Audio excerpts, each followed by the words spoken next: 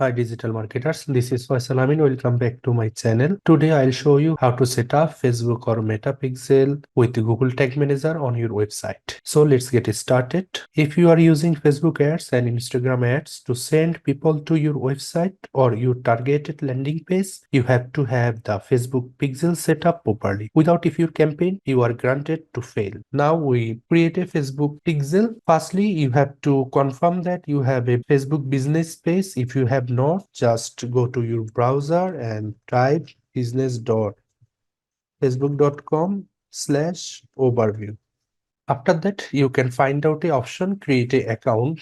That is a business account you can create for me, but my case, I already create a business account. So go to my business account, that is Meta Business Suite. From here, you can go to all tools and find out the event manager. From the event manager, we have to create Facebook Pixel for our website.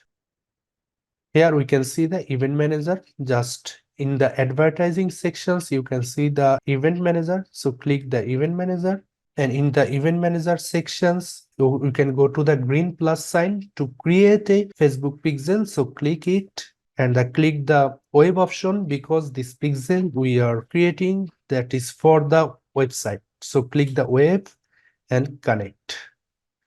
Here we have to put a name.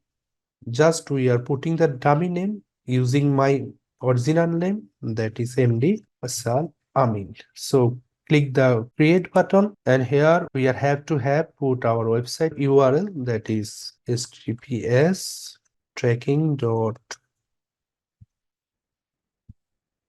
So we are clicking the check, then click the next, and here we have to select Metapixel and Conversion API, then click the next, and also click the setup manually, because we have to set up our pixel manually. So select it and go to the next button. And first is overview. We have go to the second one, that is selected event, then go to continue. And here we can see the additional event. We just click in all of event, because in future we have to using that's event.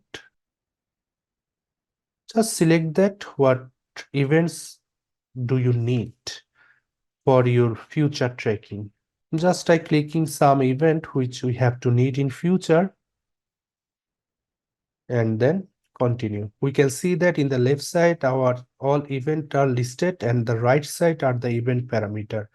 So one by one you have to select which event parameter you have to need. You just select it in the right side.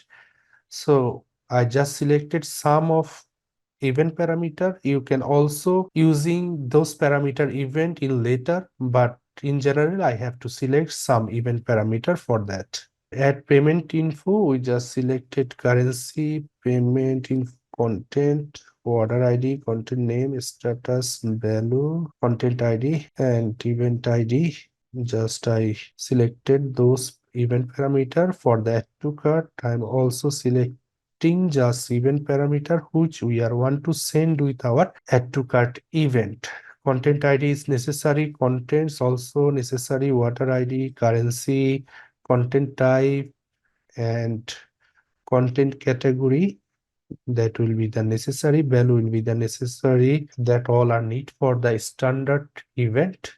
And go to add to wish list, that also need order ID, content name, value, content ID, contents, currency, content type will be the needed, content category, event ID. For the next, initiate checkout, that also be needed for order ID, currency, contents, value, content ID, content type, content name, event ID. For purchase, name, contents, ID. And for the purchase event, we have to send the customer information parameter, and which parameter you have to send with this purchase event. Then we have to select all of that, because it is need for event match quality increase. We can see that in the left side our all event showing the green tick mark. So after that we have to click the continue, and all of our event name, event parameters, and customer information parameters are showing in one place. So confirm setup, then finish. Now we are find out our pixel, and that is our ID. We are finding our ID. We can collecting this ID from settings. Here we are find in the settings options. We can also find out this ID, that is dataset ID. So copy the ID and back to our Google Tag Manager. So in the Tag Manager, go to create account, and here we putting the account name, that is giving my name Faisal Amin, and country will be the my locations, and the container name also be the tracking MD Faisal Amin, and just selected the web option. We are setting the pixel for our website, so selected the web and then finally create. Also selected the I also accepted data processing terms, select these options and click the yes. And finally, we are set up our tag manager container for our Facebook pixel. Now go to our website and put this GTM ID in our website. So go to our website and go to plugins options. I am already installed a GTM 4 WP plugins. If you not, you can just and add new plugin section, search the GTM 4 WP and install the GTM 4 WP plugins. After activated these plugins, you can find out in options in the settings, that is Google Tag Manager. Click the Google Tag Manager, and here we're putting our Google Tag Manager ID. So go to our Google Tag Manager and copy the ID and paste in the Google Tag Manager ID. Container code on off will be the on, all of that, and just go to the integrations and the WooCommerce. Here we have to tick the track e-commerce, and also order data in data layer will be the tick mark. All of that you just click the save changes. Now back to our Google Tag Manager. We are connected our GTM with our website. Now we are setting our pixel with our GTM. So firstly go to the tag, new tag, tag configurations. Here we can find out our Facebook pixel template, but we do not find out that. So where we can find out this Facebook pixel, you can see discover more text types in the community template gallery. So click the gallery and find out our targeted template, which this we have need. Here we can click the search option and searching our Facebook pixel. Here we can find out our Facebook pixel template, select this template and add to workspace, and finally click the add. Facebook pixel are attached with our tag.